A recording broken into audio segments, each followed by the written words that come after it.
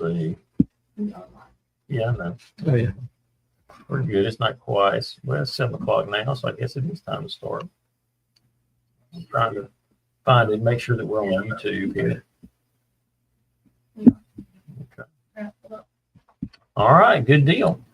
Well, it is a blessing to be here tonight on the Delivered Orthodoxy podcast, our summer live stream series. And we have had a lot of things going on this summer already. Oh, yeah. We're starting Vacation Bible School here at Emmanuel tomorrow morning.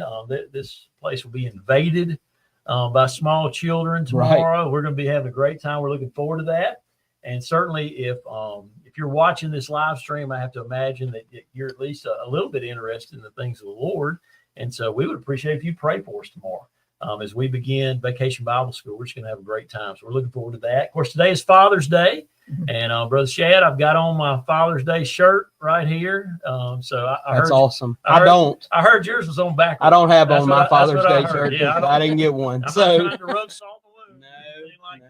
But, good thing we're talking about marriage. Huh? That's right. Yeah. That's right. So just know it will get there eventually. Right. Maybe. And I mean, so till death do you part. So right. hopefully before then you'll get your shirt. Right. All right. That's it.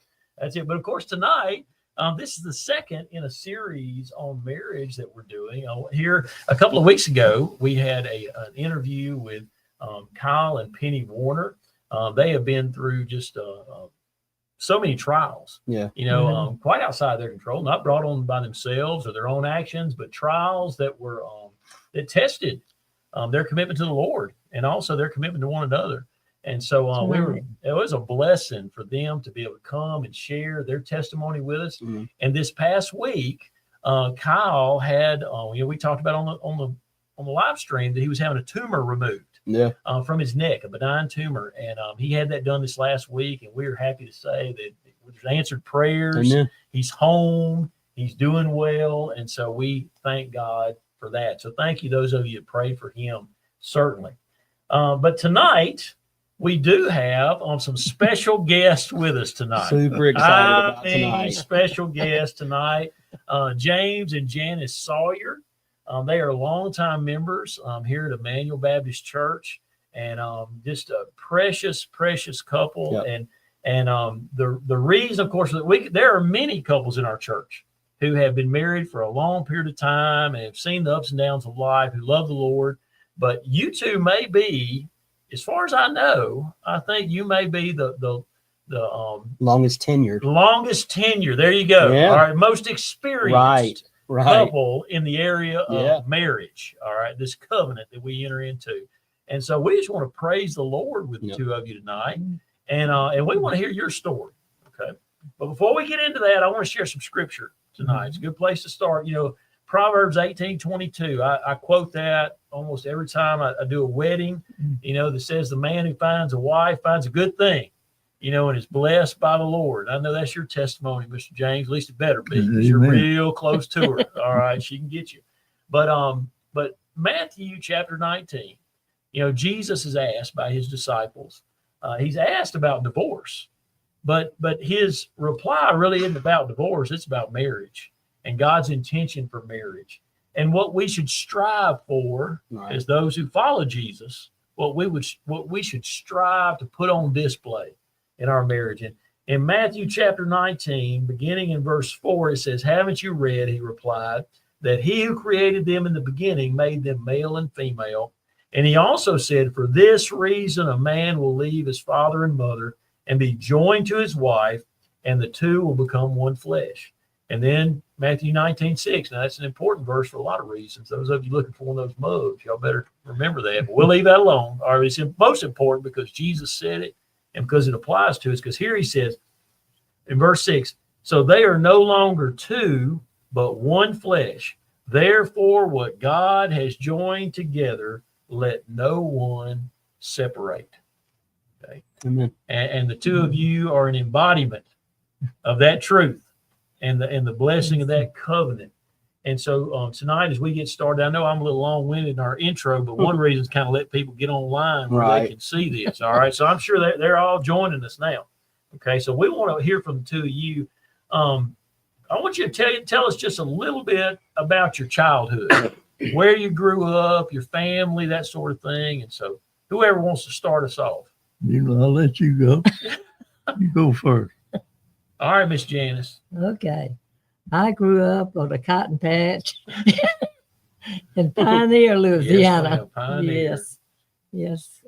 It's West Carroll Parish. Mm-hmm.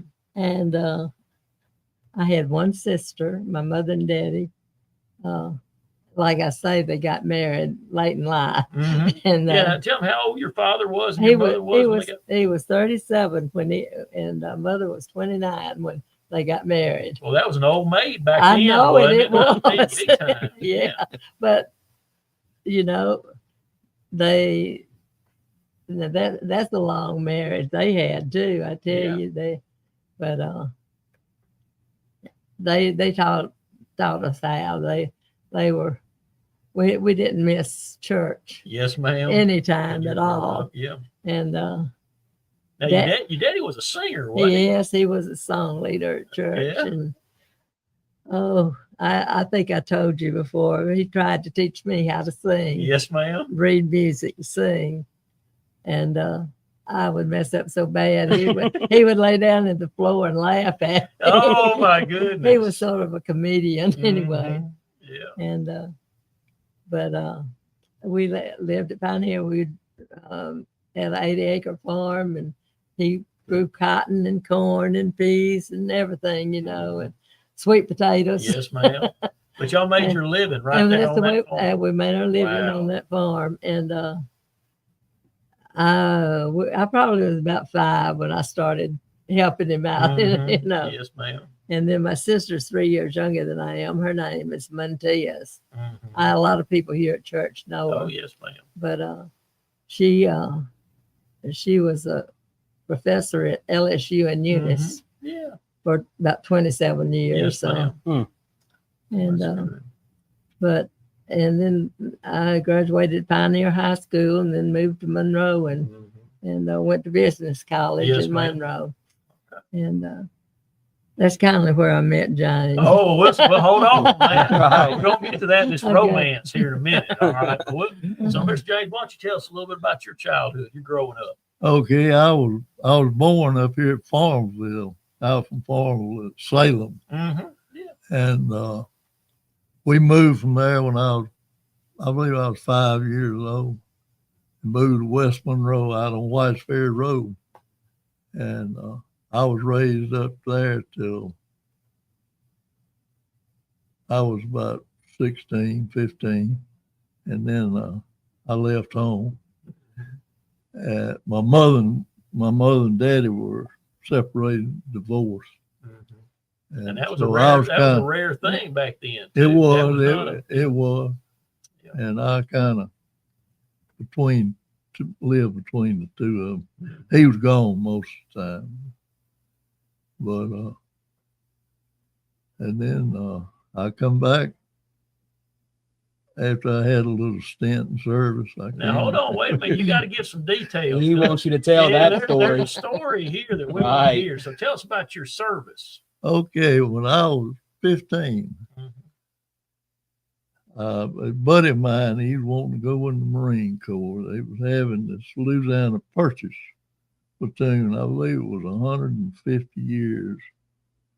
And so I said, yeah, I'll go with you. But I couldn't go because I wasn't 15. So we devised a plan with the recruiting sergeant that I would take a birth certificate and put white out on the date and change the date and where I'd be 18. And then I told my mother that Daddy signed for me to go in. I told my daddy that my mother signed. Oh, it's confession time. But anyway, we went to the Marine Corps and I stayed there about a year. And they put me on guard duty at a radar station. And they run a security check because you had to have a top secret security. And they found out I wasn't quite old enough. So they discharged me and I came back to Monroe and went back to school for a while. But then when I was 18, I went to work. Well, no, I was 17. Yeah. I went to work for W.S. Young, which ended up being Highlines Construction. And I was in the line business 50-something years. But not long after that's when I met Janice. Yeah, and you had another stint with Uncle Sam. Oh, Like, yeah, I he was done drafted with you, later on. I was After we drafted. got married, he was Yeah, drafted. after Yeah, you- that was Yeah. after we were Yeah, married. okay. Well, I guess I'm getting the card ahead of the whole. Well, Yeah, that's all right. But anyway, I met Janice. I was probably 19 at the time when I first met her. Yeah. And she used to come down when she was going to business school. She would come down to Walgreens pharmacy below there, and they had a coffee shop there. Yes. Right? And so we got to know each other there. And one thing led to another. You got to laugh at me there a lot. Yeah. Yeah. I ran into her. We flustered her one day, and she ran into a display. Everything went scattered Oh everywhere. my goodness. But, Yeah. some good memory. Absolutely. So how long did now? I know you said your mom and daddy courted for 8 years before they got married. Now, how long did the two of you court before you? Well, got married? let's see. I guess I was already 21, and it was on in October, Halloween. Halloween night, and he had some friends that said, "Well, let's ride around and see all the Halloween things going on," And he had a date with him, and so James, they I said, thought you said James had a date No, with no, him. no. I was Yes. just gonna say. no, Clear that up. All right, Yeah. James. he had a date, but he told James, let's go down and pick up Janice. And James said, she won't go out with me. Mm-hmm. But I didn't have anything to do that Yeah. night. Oh my goodness. Man. So I did and everything. And we did. We kind of felt love, We Mhm. like was, I knew that I liked him a lot, and he knew. So he wanted to know if he could come pick me up the Mhm. next morning and take me to work. There you go. And so I had a ride to work for a few. Well, that's good. But we dated for about a month, and then the hurricane hit down. No, it wasn't a hurricane. I just had to go south. Oh, well, I thought it was a hurricane. No. Okay, but anyway, he went to Covington and I had to worked. go work. Yeah. Yeah, that was in November, late November. He went there, and then he came home New Year's Day the next year, and he checked, see what I've been doing and everything. Somebody told him I'd been dating. Oh, whoa. And so he came, we talked it over, and he asked me to go steady. So after that, we got married May the 23rd that same year. So we knew each other and dated for 7 months. So A long line of just not having anything better to Right. do. Yeah. Yeah. That's right. Well, it looks like it's worked out. Right. all Yeah, I think it it has. I think it has. Yeah. Yeah. Well, that's good. Well, I know certainly y'all had a lot of ups and downs. We'll get to that here in just a minute. But how long have you been, when did you move? How'd you get back here to Ruston? And how long have you been here at Emmanuel? Now, you were in the service for a little while. Yeah. Did Janice go with you No. when you were in the service? Yeah, she Yeah. moved up after I got stationed at Fort After- Sill. Mhm. She did come to Oklahoma, And that's and where we had our first baby. baby Mhm. up there, Yeah. little girl. Yeah. But that's while I was in the Army. While you were in the Army. And then y'all moved We back to we Ruston. moved back to Ruston, Because James was working in Ruston. Oh, so- and yeah. I went back to work with W.S. Young Yeah. Construction. Job. Got back on the high line. So. Yeah. So then how'd y'all get to Emmanuel?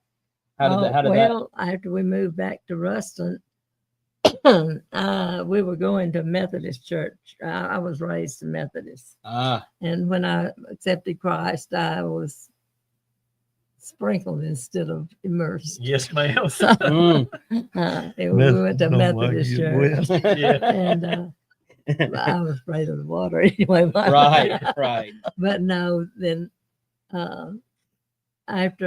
before Shelley, we lost Shelley. Before that, we started visiting Emmanuel because, he wanted to go to a church. Little different, little bit more different, Baptist, yeah. And so we did. We came and we've been going to Emmanuel several months when Shelley got sick, Well, and that kind of leads us into our next question. I told you I was going to talk with you a little bit about this because certainly I know there's been, all of us go through trials and tribulations, but certainly there's one that stands out, when you lose a child. Yes. And so would you tell a little bit, this was your firstborn, this was Shelley. Shelley. And would you tell us a little bit about what happened there? Well, she was 18 months old. And I had taken her on Wednesday, I'd taken her into Green Clinic for a wellness check. And she was fine. And then that Friday night, she woke up with a high fever and everything. So I don't know whether she contacted something there or what. But anyway, we took her in on Thursday morning. We took her to the clinic, and the doctor, after examining us, he told us, he said, James, you get Shelley and get in my car with me, and Janice, can you drive y'all's car and follow us? And I said, yeah, but I didn't know, anything that would help my baby. But anyway, he said she had pneumonia. They put her in oxygen 10 and everything. And so Friday,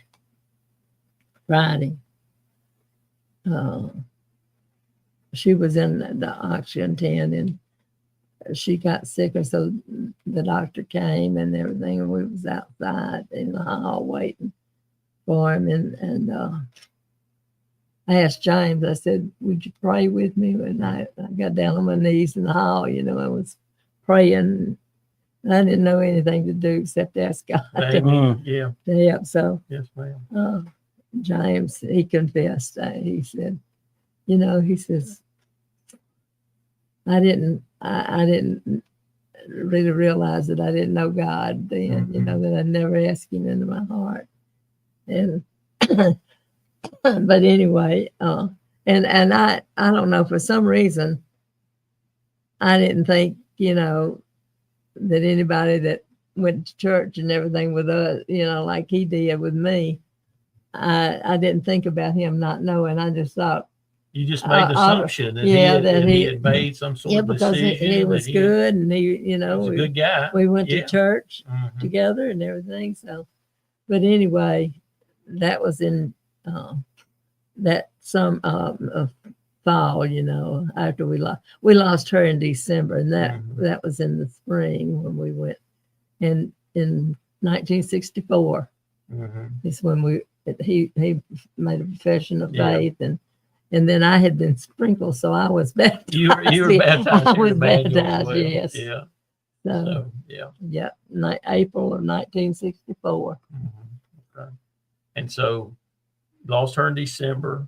Then y'all joined the church here, and y'all had been attending for a little while. Oh, yeah, we had already. Yeah, she was staying in the nursery, and everybody loved her. Oh, yeah, I know. And it just broke everything. I mean, that's just, such a horrific Brother thing. Johnson was the pastor, Yes, the leader, the one who built the church. Yeah, the founding pastor. He was here for a long time. But, when you go through something like that, and I mean, for you, Brother James, had you been thinking about your relationship, or lack thereof, or did it really hit you at that moment? I never gave it a thought. You never even thought about whether you were saved. That I wasn't thinking about spiritual, my relationship until that night. And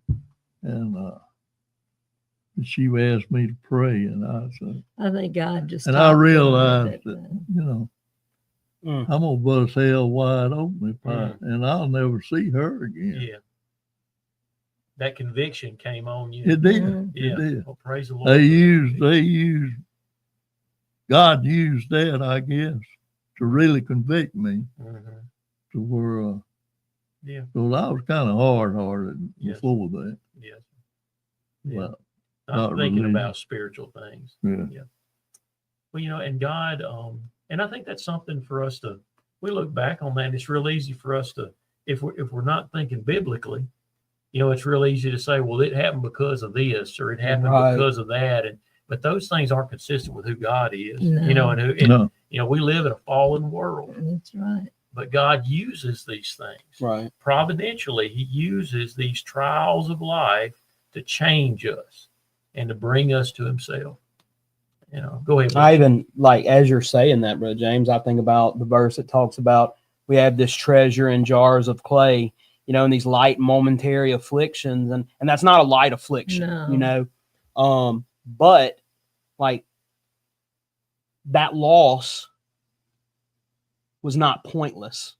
Like Right. God used that loss to bring you to Christ. And I think, man, people listening, people that will Right. listen, like there's a point to all of this. Yes. God's working together a bigger story than we can ever think about, Right. and I don't know what I would do Mhm. if my wife called me and told me that we had lost a kid, but to hear you say that God had a purpose for it, Mhm. That's a big deal. It And is. the fact that it didn't make you bitter. Right. toward And God. that's we turn to each other. Mhm. Right. We helped on to each other, but it brought us closer together than we ever had been. Mhm. Well, and that's And we oh, I'm sorry. Go. No. I was just saying that's the next question. Is how did you get through it? And I mean, you don't ever. There's some things that happen to us in our lives that we don't get over. Yeah. You don't get over. No, But Well, you don't ever forget this. Oh, either. no. No. I mean, right now it's, the Christmas every year. She died December the 21st, Mhm. 4 days before Christmas, and that's just something that you live with, But you don't ever get over it. You Mhm. just remember them, Yeah. And she was our Titus now is That's your a great grandson. great grandson. Yeah.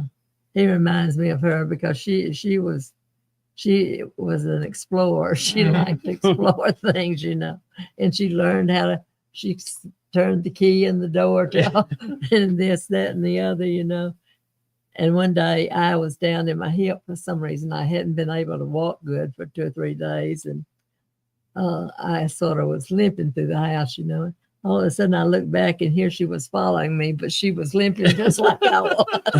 So we have a lot of good memories, That's right. to think. That's right.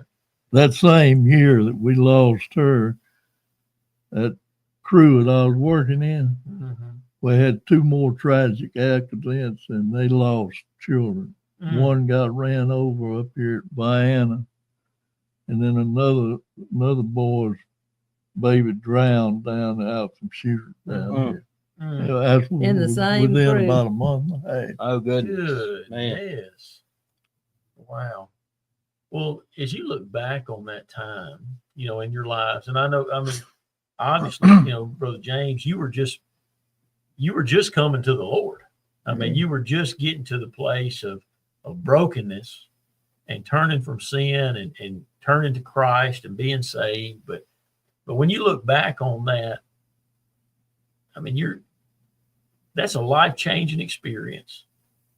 But as you look back, what were the things that the two of you did that helped you persevere and kept you from falling into the pit of depression? Of hopelessness. You understand? Yeah, I mean? understand. And it's easy for it to happen. But what kept you from going into that hopelessness and that depression? I believe it was being in church and having all the church members around, and I could tell they really put their hands on us and loved. And I knew that I loved all of them. See, I was raised only child, Yes. and to have brothers and sisters, That's right. Yes. that it just was all like family in that. And Janice and I got closer there than we'd ever been. Not to say that we wasn't already close, No. but Well, we just depended on each other for Mhm. every breath, just about it, you Mm. know.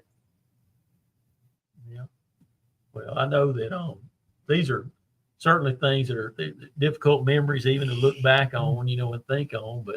But God wasn't done, No, with your little family. Now, how long was it before your son came along?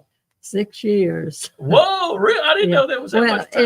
it was between- 4 years before we had him, but Yes, ma'am. but they were 6 Between years the- apart. Between Yeah, the two yeah. births. Wow. We thought we never could have another one, and we prayed about it a lot and everything, but we finally found this doctor that helped us have, Mhm. get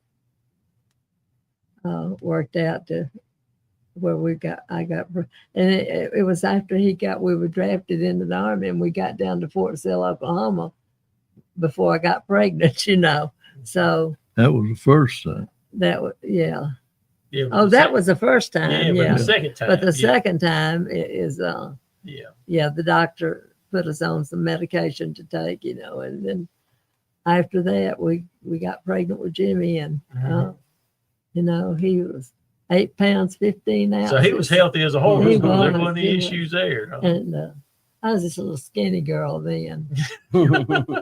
I lost a pound after he was born. Is that right? Yeah, after he was born, I was a pound less than I was when I got. You're kidding me. My doctor wouldn't let me gain any weight. I gained 13 pounds my whole pregnancy, and he weighed 8 pounds 15 ounces. Oh my goodness! Wow. Well, I know. That just certainly that period of time in between there, I know had to have been just difficult It was. for the two of you. Was. But of course, when Jimmy came into your home, I know that was just renewed life and yeah. excitement there, and so. But as we think about, from then, we've got a lot of things that have happened in your life, but how have you seen the Lord work in your lives and in your marriage through all the ups and downs that you've gone through? Oh yeah. It's just, if we didn't have God to depend on, to talk to, and to feel His fellowship, with us and everything, it would have been bad. But He's loved us and we've loved Him, Mm-hmm. And just.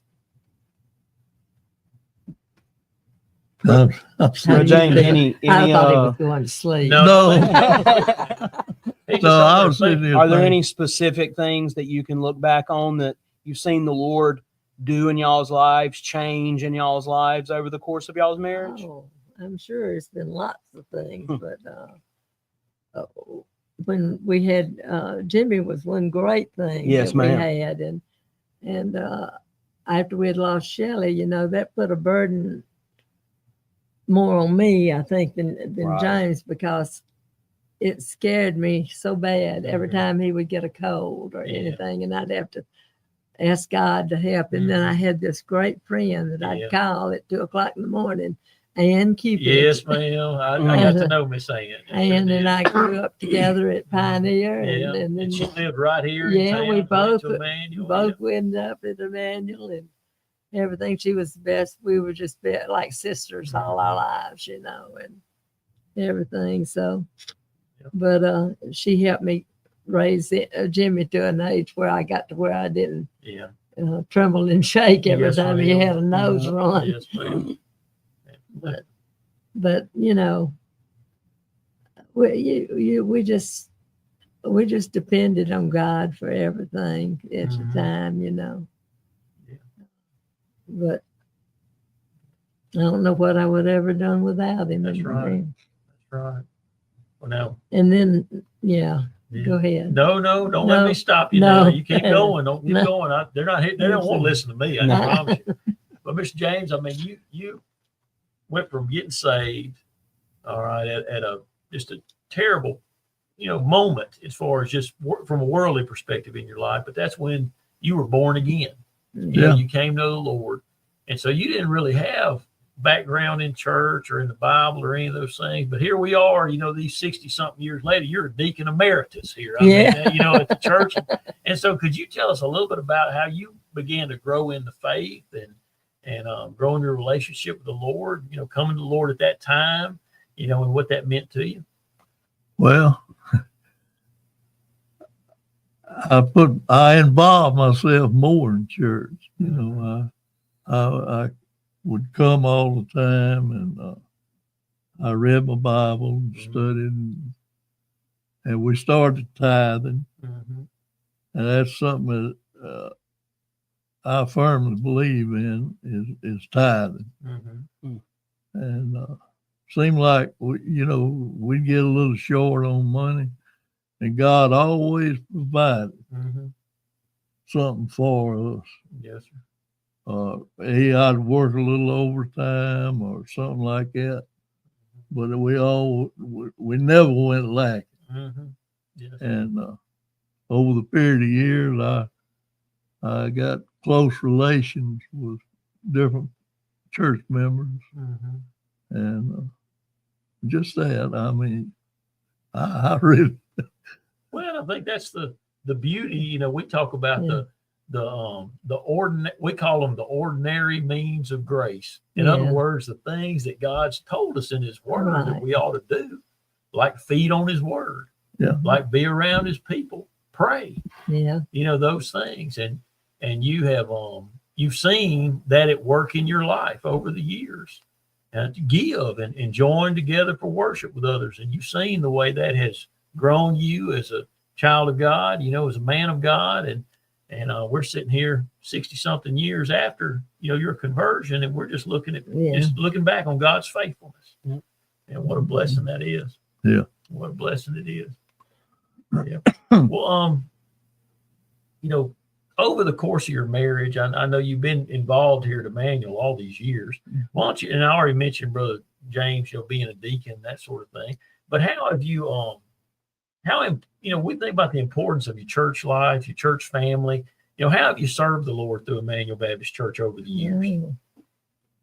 Me or him? Well, let's start with Mr. James this time. Right. We'll come to you. Well, we started a few years after we joined. They had started bus ministry. Yes, sir. Yes, sir. And I could drive. I was a driver. So I guess you had drove those big trucks and everything. Yeah, I'd always drove. So we had an old blue bus. I drove it, and then we'd have workers. Every Saturday they'd go visit, and then on Sunday I'd go by and pick them up. Yes, sir. So they would find out on Saturday whether they could come or the kids would come. Right. And we'd get a bus load. And I did that. And I helped Janice teach 5-year-olds in Sunday school. Oh, yes, sir. Yes, sir. That was a kick. I bet. Those little kids were something else. Yeah. Now, how old were you when you became a deacon?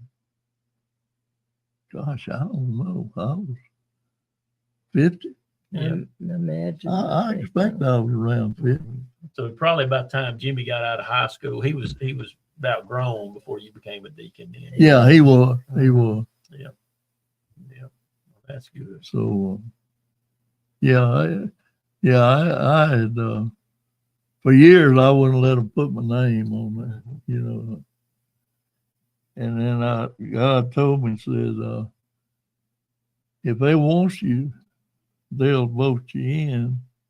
If they don't want you, well, you don't have to worry about There you go. Well, That's right. And I told, I forget who it was. It might have been Brother Bill Griffin. Yes.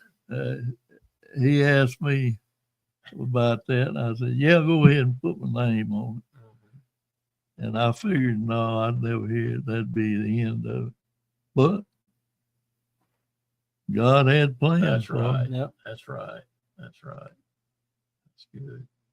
What about you, Miss Janice? I know there's some things that you were just passionate about. Right, at the church. it is. Well, of course, like I say, when James, we taught Sunday school, 5-year-olds in Sunday school for several years.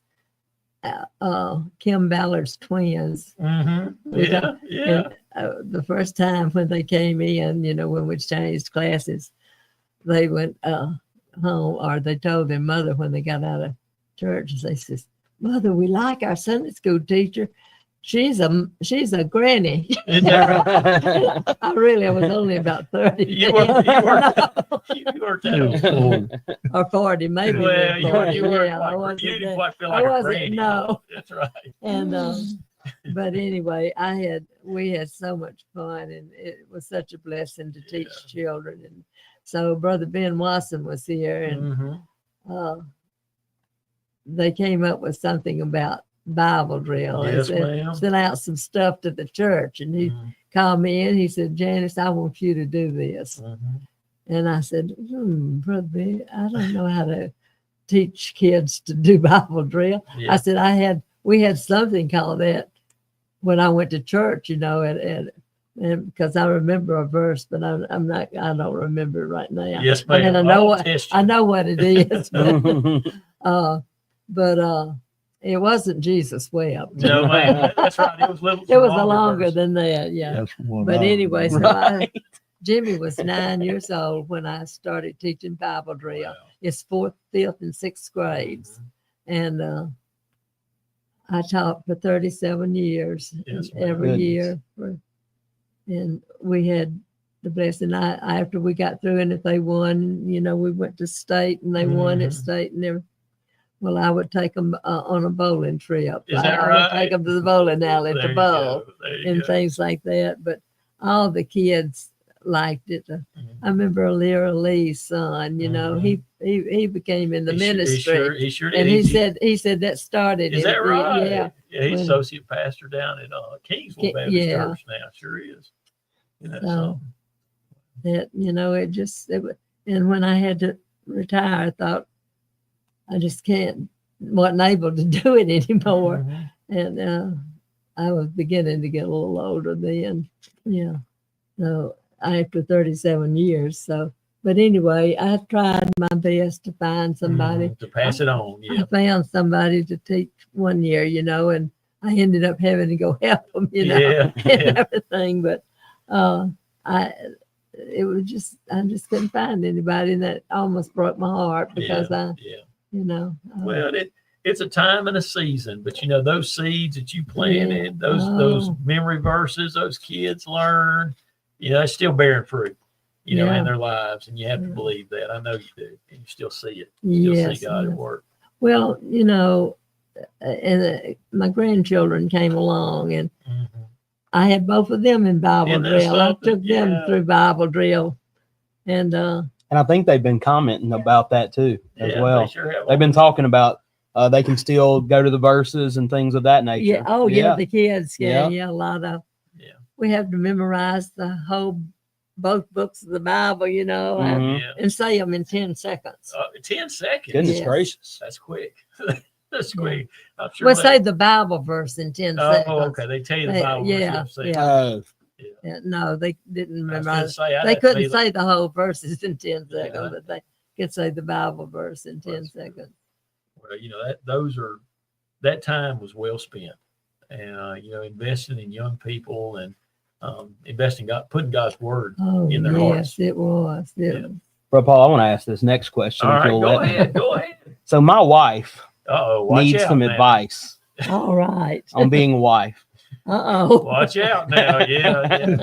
You better be glad you got 3 kids at home. You probably didn't have time to watch this. But So what advice would you guys give to a young couple that's just starting out? Well, we've given advice for a little bit, but most of the thing we say, well, first of all, put yourself in God's hands, Mm-hmm. and never go to bed mad at each other. Mm-hmm. We had an older man tell us that one time, right after we got married. So, if you have a fuss, do not go to bed with that on your mind. Yes, or heart. ma'am. Would a quick "I'm sorry" work right before falling asleep? Well, yes, if you really mean it, Oh, Yeah. okay. Okay. And Because if you go to sleep mad, you're gonna wake up. Right. That's right. Right. I've woken up mad a few times. that's one thing James and I have never really had things where we get mad at each other, you know. And stay mad. Oh, like that, no. No. Well, we've always just turned each other, you know, with everything. So. My wife said she was watching, so that's good. Oh, Yeah. We just need really good advice. Good. I started to ask you what's her name. Her name's Whitney. Whitney. Yeah. Okay. There you go. Yeah. Okay, Whitney. Just love him. There you Turn go. him to God. No matter what. That's it. That's right. There you go. Well, what about you, Mr. James? You know, I mean, you worked. Your job was pretty demanding at times. You know, you weren't at home every night. You know, you were on the road a lot. You know, working with a Highline company and those kind of things. We've got a couple guys here in the church work on Highlines and do those things. And I know it's not just dangerous work, but it's very taxing. You know, a lot of times, a lot of long hours, those kind of things. And so for you as a young, you know, if you were talking to a young man that's just trying to, you know, he's trying all the pressures of taking care of a family and all those things, you know, what encouragement would you give him in terms of how to build his marriage the right way? Well, the first thing, if he don't know the Lord, he needs That's right. to be saved. Yeah. Amen. And then he needs every day. If a lineman is in a dangerous business, and he needs to keep his mind on his work and not on other problems. Because if he don't, he's going to end up getting burnt. And He's been through and several. his wife, if he's married, his wife needs to do like Janice did.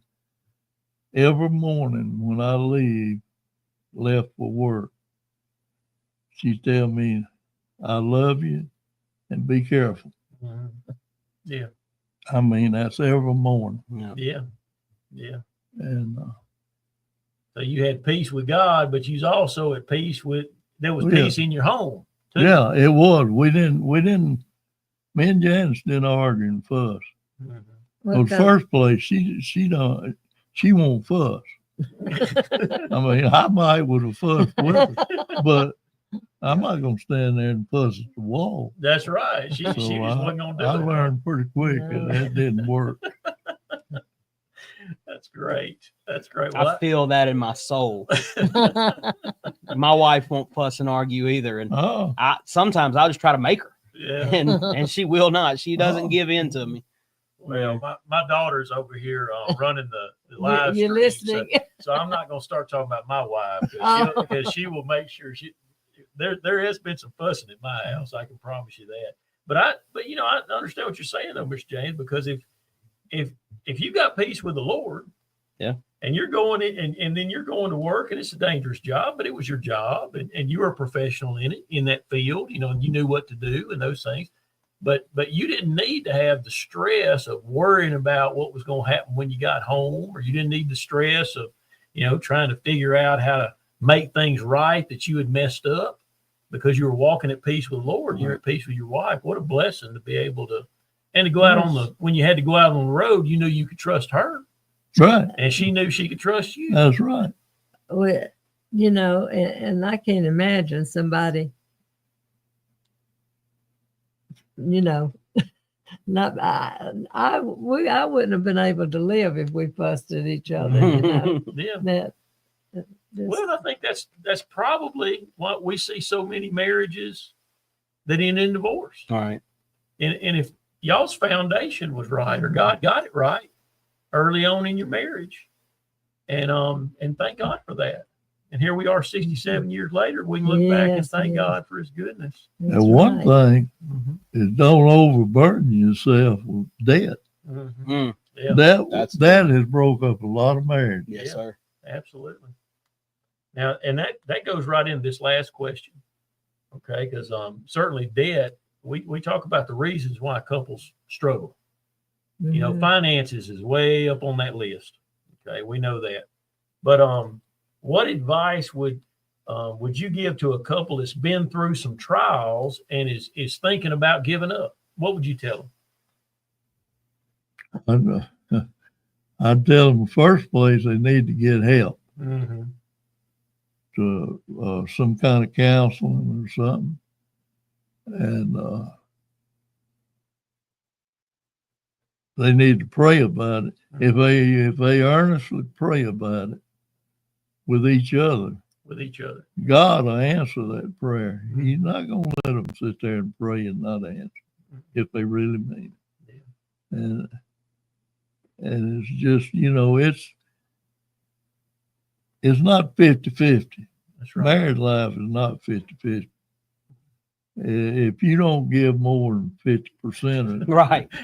of being married, it's not going to work. Right. It's 100 plus 100, isn't it? It is. It is. Yeah. It is. Yeah. Absolutely. Yeah. What about you, Miss Janice? What would you say to a couple? They come to you and they say, well, we're just struggling. I tell you, that's something hard to do. And like I say, I just tell them how we felt, how we believe in the Lord, and we take things, to God and everything. And we just, fussing is so, I don't really understand it too much, and I didn't grow up in a home that where mother and daddy fussed. Right. No, not at all. And so I don't know. My daddy he was so, he was more on the comedian side. But he loved to sing though. You mentioned that a while ago, but we just, we were just happy. And we had each other, and we had and I had my sister, she was 3 years younger than me, and she has been a lifesaver to us at times, and everything, because thank goodness she and her husband both are very good Christians, and they do a lot. Leon is he's been deacon for years. He's treasurer of the church. And he's a Gideon. He's been a Gideon for years and years and years. Sharing the gospel, sharing the Bible. Right. That's awesome. Yeah. Well. And he's not doing so. I need to ask folks to pray for him. Leon. Leon Estes. All right. Sure will. Well, as we close out tonight, do we have any questions, Lydia? Did we have any questions or just comments? Yeah. A question I heard. Okay, you think we already? Let's see. Yeah. All right, Adam had a question. Yeah, he would say, how would you counsel someone who wants to leave the Christian faith after facing the adversity of losing a child? I think y'all spoke to that. That was where you turn, and how would you encourage him to stay faithful? So I think we've already, thank you, Adam, for that question, but I think y'all addressed that. You probably got that in before y'all went through that. Well, as we kind of close up, tonight, finish up, Lydia's getting our little drawing ready. All right. She's getting ready for that. We'll give away one of these mugs here in a minute. But as we're closing, 67 years is a long time. It's and I visited with the two of you enough to know, and that, if I didn't think two of you liked each other still, I wouldn't have had you on here to talk. I'm going to let you know, I don't care how many years. But just as simply as you can, the difference in the love and appreciation you have for one another, let's say from year 5 or year 7 to 67, when you were married 7 years, and most marriages, if they're going to end, they end within the first 5 years, the first 10 years. Right. Okay. And so if you were to try to think back to the way the depth of the love you had for one another when you had been married 7 years versus the way you love each other now at 67 years, what would the difference be? Golly. Well, we're both one now. Yes, sir. She don't think something that I can't think, and I don't, and she reads my mind. Just, you know what I mean? It's, and the first 4 or 5 years, it's a lot of physical love, and then as you get older, it's more love, a soul type love Yes, sir. that you really, I don't know whether I answered that right or not. I think you hit the nail on Yeah. the head, Brother James, because I think in our, we look at marriage and we become one flesh in marriage. Right. And it's a picture. Mm-hmm. There's a picture there of the oneness that is experienced in the Godhead, Father, Son, Holy Spirit. Right. But now our picture, it falls way short Yeah. Right. of the oneness that they enjoy. And then we enter into union with Christ. And we're one with Christ. And when we get saved, that day you got saved on the floor of that hospital or whenever it was right after that, you were just as one with Christ then as you are right this minute. You were as saved as you'll ever be right then. But the oneness your relationship with Jesus Christ is so much deeper now than it was then. Oh, yeah. Oh, yeah. And in the same, when the two of you said, I do, Mm-hmm. all right, 67 years ago, you were just as married then as you are right now. That's right. But like you said, you enjoy the fruit of that oneness now. Yeah. In the way God has knit the two of you together. And I just thank y'all for coming on here and Oh, sharing so with much. us I tonight. enjoyed it. It's just a blessing. I know it Yeah. wasn't easy for you, Miss Janice, getting here. We tried to get you a good chair. Oh, you And did. we made that fella, that was a young guy we had with us last week. We made him Oh. sit in one of these old hard Oh, chairs. no. We did our best, get you some good chairs here. But we love y'all. We appreciate you so Oh, much. we do too. We love you. So Lydia's gonna get our drawing here ready. And I'm gonna let you, since you are our special guest. All right, I'm gonna let you draw a name out of the box here. All right, let's see who we've got. All right, we have got Joyce Huntington. Miss Joyce. Miss Huntington. Joyce. Oh, yeah. There I you can bring go. that home with me. Yeah, she I lives love across the her. road. Right. Brother Oh, Shane, yeah. so that won't be hard. at all. Congratulations, Miss Joyce. Congratulations, Yeah, Miss I love Joyce. her. It's a hot commodity here. Right. Mugs. Right. And so thank you, Lydia, for that. And we're going to close out now. Thank you so much for being here Oh, with us. We And, enjoyed and it. next And we week, love you. well, we love you Yeah. too. I appreciate that. I You didn't pay him too, extra Jay. for Thank that. you We're so gonna give him a much. mug. That's all. All right. That's all. But certainly next week we're going to have a couple here with us. It's only been married just a couple of Yeah, years. the other end of the We're on spectrum. the other end of the spectrum. We're going Right. to talk to them about challenges. I'm going to encourage them to watch this. All right. It'd be a great encouragement to them. But we're going to be talking with them. Brady and Ashlyn Eason are going to be here with us next week. And so, That's good. so anyway, we're looking forward to that. But thank you so much for being with us Oh, tonight. yeah. And thank all of you who've been watching. God Well, I bless. really And enjoyed it. congratulations on you having a new graduate for a dog. That's right. That's right. We got another one out of school. One to go. One to go. That's it. God bless y'all. Oh.